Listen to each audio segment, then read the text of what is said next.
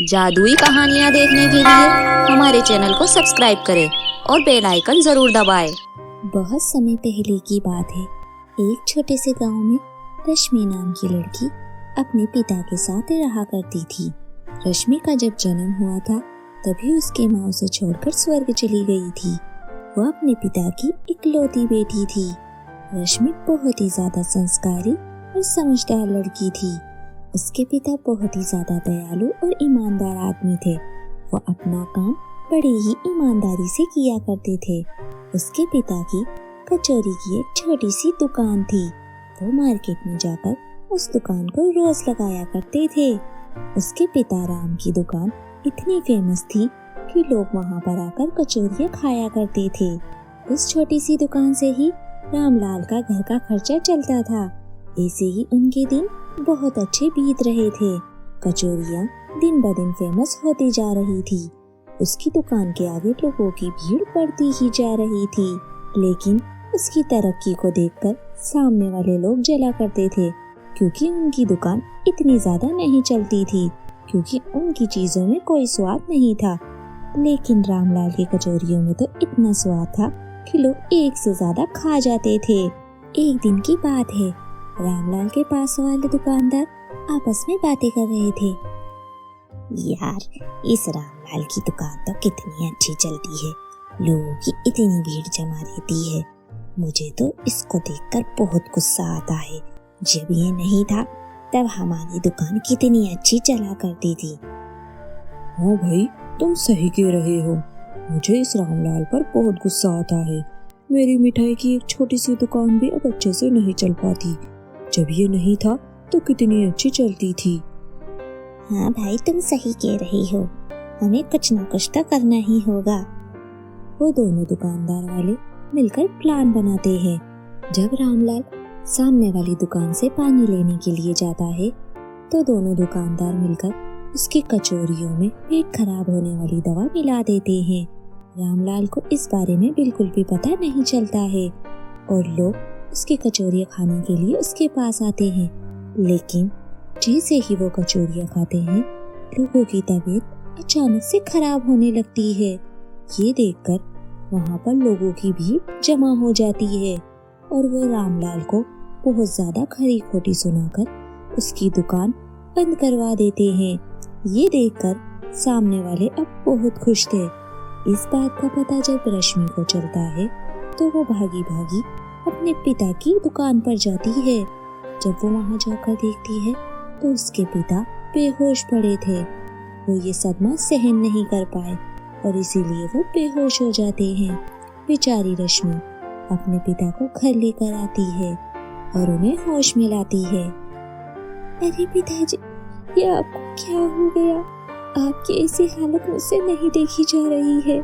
पिताजी। बेटा, तू परेशान मत हो, कुछ न कुछ तो हो ही जाएगा। भगवान हमारे साथ है। लेकिन पिताजी, आपके साथ ये कैसे हुआ? बेटा, मैं कुछ नहीं जानता। रश्मि अपने पिता की ऐसी हालत नहीं देख पा रही थी और वो बहुत ज्यादा परेशान थी।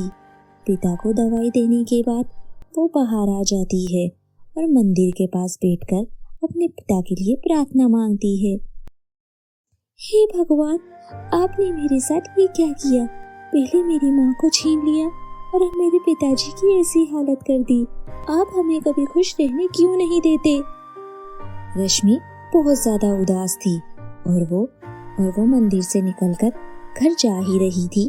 तभी रास्ते में उसे एक छोटी सी लड़की मिलती है जो बहुत ही ज्यादा परेशान और उदास थी और काफी दिन से उसने कुछ नहीं खाया था। दीदी, मुझे कुछ खाने को दे दो। मैंने बहुत दिन से कुछ नहीं खाया है। प्लीज मुझे खाने को दे दो। रश्मि उसको देखकर बहुत ज्यादा दुखी होती है और उसे अपने घर ले आती है और उसे भरपेट खाना खिलाती है। दीदी, आपका बहुत बहुत शुक्रिया। आपने मेरी मदद की, लेकिन इतने दिनों से मेरी किसी ने मदद नहीं की थी। आप बहुत अच्छी है। देखते ही देखते वो लड़की एक देवी के रूप में आ जाती है। रश्मि ये देखकर हैरान होती है। रश्मि बेटा, तुम बिल्कुल भी परेशान मत हो।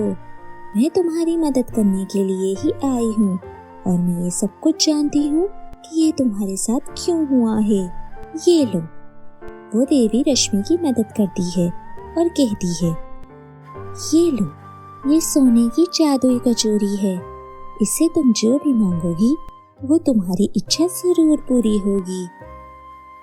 रश्मि को कुछ नहीं चाहिए था। वो बस मन में यही सोचती है कि उसके पिता की जो इज्जत गई थी वो वापस आ जाए और उनकी दुकान पहले की तरह चलने लगे। बस रश्मि इतना ही सोचती है, उसके पिता की तबीयत पहले की तरह ठीक हो जाती है और रश्मि उस सोने की कचोरी की मदद से उन दुकानदार वालों को सबक सिखाने के लिए जाती है।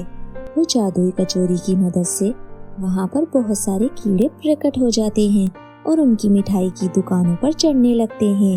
ये देखकर तो जोर जोर से चिल्लाने लगते हैं क्योंकि कुछ कीड़े उनके शरीर पर भी चढ़ रहे थे।